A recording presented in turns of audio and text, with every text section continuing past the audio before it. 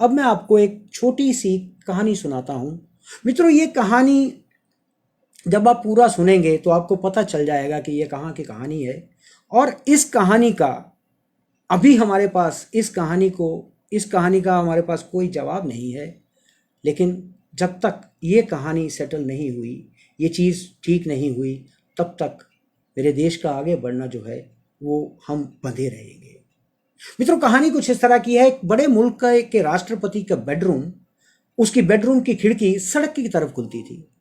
रोजाना हजारों आदमी और वाहन उस सड़क से गुजरते और राष्ट्रपति महोदय इसी बहाने जनता की परेशानी और दुख को निकट से जान पाते।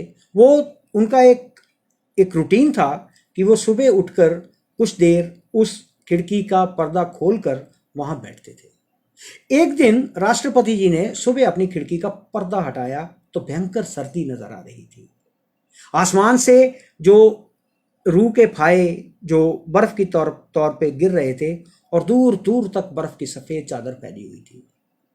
उन्होंने देखा कि एक शेड के नीचे एक व्यक्ति जो बेंच पर बैठा है और ठंड से सिकुड़कर गठरी जैसा हुआ। राष्ट्रपति जी ने अपने पीए को बुलाया और उसको कहा कि उस आदमी के बारे में जानकारी लो और उसकी जरूरतों को पूछो।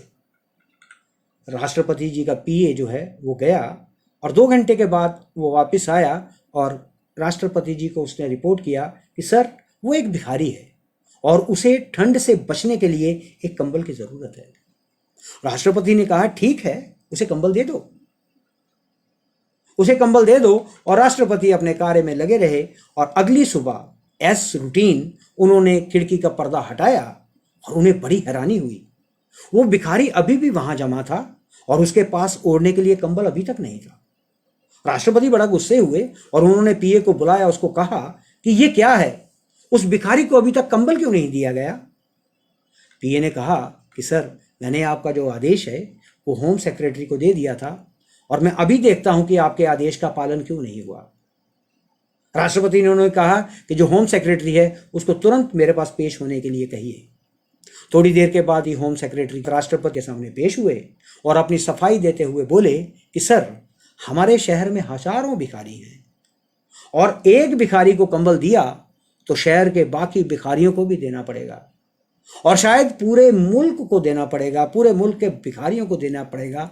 और अगर ना दिया गया तो आम जनता, मीडिया और जो ऑपोजिट पार्टी के लोग हैं वो हम पर भेदभाव का इल्जाम लगाएंगे। राष्ट्रपति जी को गुस्सा आया, तो फिर ऐसा करने से आपको कौन रोक रहा है? तो आप कुछ ऐसा कीजिए कि उस जरूरतमंद बिहारी को कंबल बांट दिया जाए, उसको कंबल मिल जाए, बस मेरी ये इच्छा है। होम सेक्रेटरी ने एक सुझाव दिया कि जैसे सेक्रेटरी सुझाव देते हैं कि सर, जरूरतमंद तो हर भिखारी है, हर भिखारी को, क्योंकि सर्दी आ रही है तो हर भिखारी की जरूरत है। अभी हम ऐसा करते हैं कि आपके नाम से एक योजना शुरू करते हैं। उस योजना का टाइटल होगा कि कंबल उड़ाओ भिखारी बचाओ, कंबल उड़ाओ भिखारी बचाओ।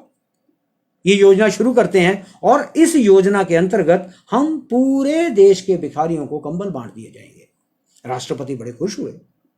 मीडिया में प्रोजेक्शन मिल रहा था और दूसरा, उनके नाम से उनकी फोटो लगी हुई कंबल उड़ाओ भिखारी बचाओ योजना वो शुरू होने वाली थी। ठीक है, राष्ट्रपति कहते कि ठीक है, आप करिए। लेकिन अगले दिन जब उन्होंने पर्दा हटाया तो वो भिखारी अभी तक बेंच में बैठा था। राष्ट्रपति आग बबूला हो गए। होम सेक्रेटरी को तलब किया गया। होम सेक्रेटरी ने बड़ा सिर झुकाकर एक स्पष्टीकरण दिया कि सर,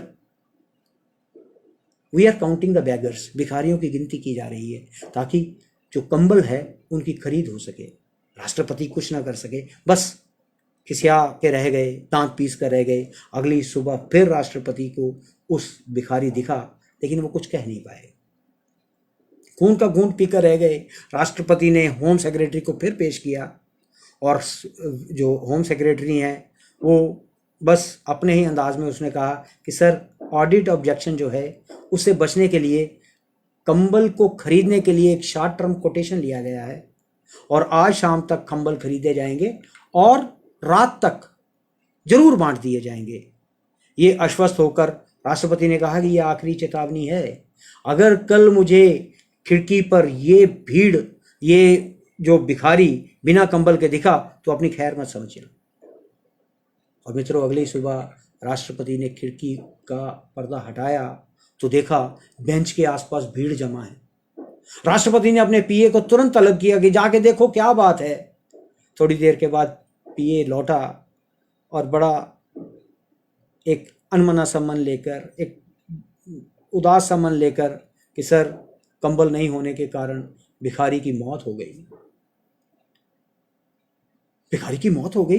गुस्से से लाल पीले राष्ट्रपति ने उसी वक्त होम सेक्रेटरी को तलब किया।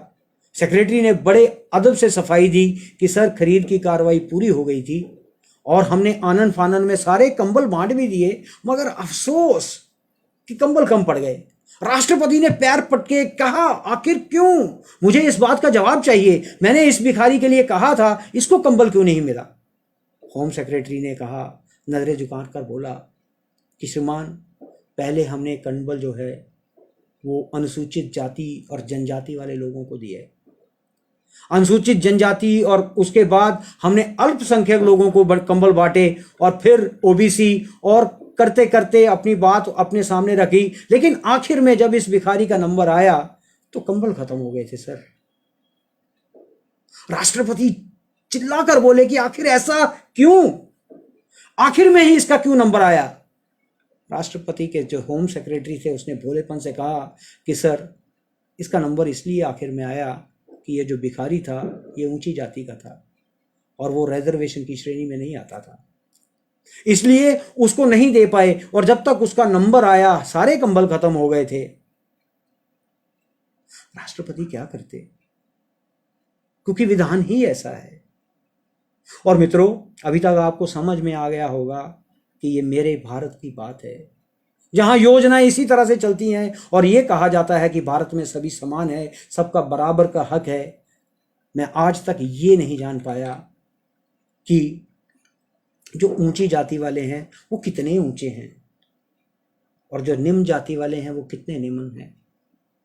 और जब तक ये भेदभाव रहेगा तब तक इस देश की जो तरक्की है वो बाधित रहेगी, क्योंकि हम बेड़ियां बांधकर कुछ लोगों को कर देते हैं और बाकियों को दौड़ने का हुक्म देते हैं। इससे देश का बहुत नुकसान हुआ है। अब इस नुकसान से आगे चलना चाहिए। और मुझे ये नहीं मालूम कि मैंने जैसे पहले बताया कि किसकी जाति कितनी ऊंची है, कितनी नीची है, तो कृपया इस तरह की बातें जो हैं, अगर किसी को इसमें कुछ खराब लगा हो तो कृपया अपने दिल पर हाथ रखकर जांचने की कोशिश कीजिए कि क्या ये सत्य नहीं है।